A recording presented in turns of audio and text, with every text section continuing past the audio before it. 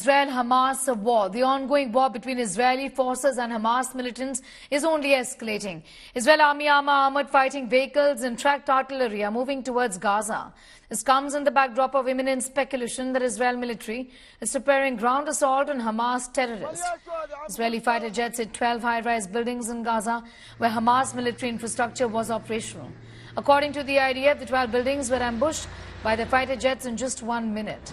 The IDF has also struck 750 Hamas targets overnight, including residences of senior terrorist operatives, used as military command centers and weapons storage warehouses in the Gaza Strip.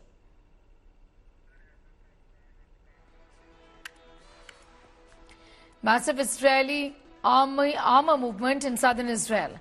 All roads have been blocked as tanks and infantry combat vehicle movement took place.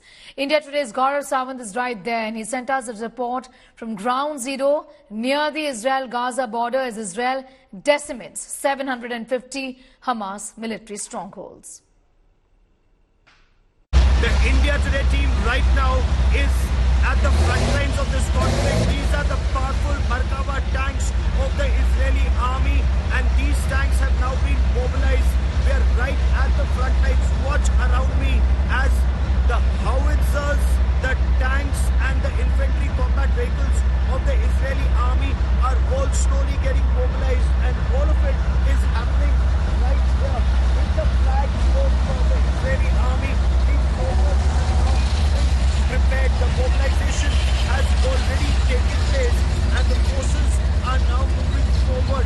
Their deployment, their locations constantly being changed, and an element of surprise is making on they are moving forward very, very quickly, very capable tanks and very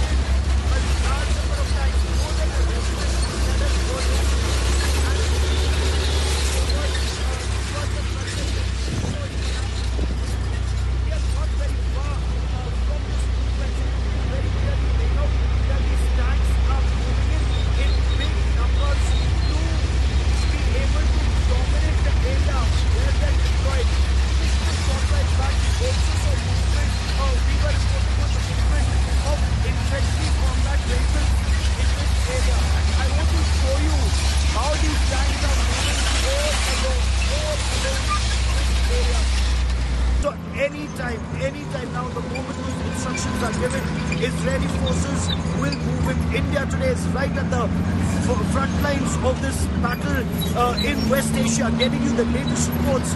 We were the first to show you how air attacks were intensifying, how artillery was pounding Hamas bases, how armor was moving forward, and now how these infantry combat vehicles and behind them the special forces locked and loaded, ready to go and decimate the Hamas terror.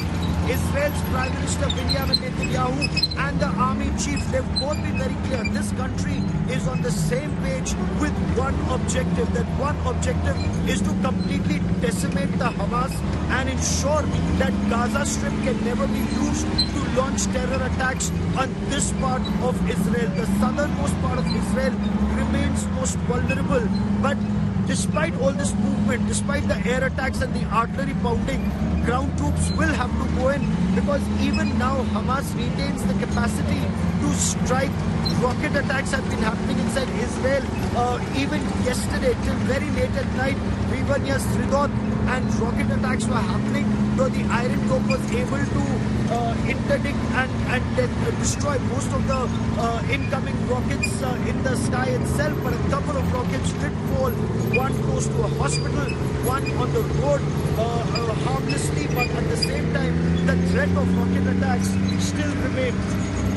We've been speaking for the past half an hour, and even before we got here, the armor movement was happening. Mechanized infantry columns have been moving, the special forces have been moving, the ground forces have been moving, and all in full public flow. It just shows how massive is Israel's response going to be.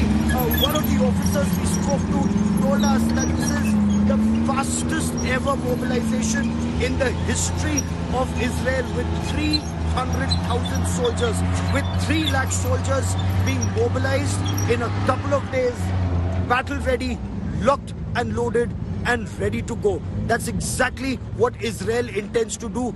This is day 7 of the deadly terror attack launched by Hamas, in which 1,200 people were massacred, more than 1,200, and more than 3,000 injured. Israel is still counting its losses, but resolute in its will and decision to decimate Hamas and ensure that the Gaza Strip no longer poses a threat. Hamas no longer poses a threat to people living in this part of Israel.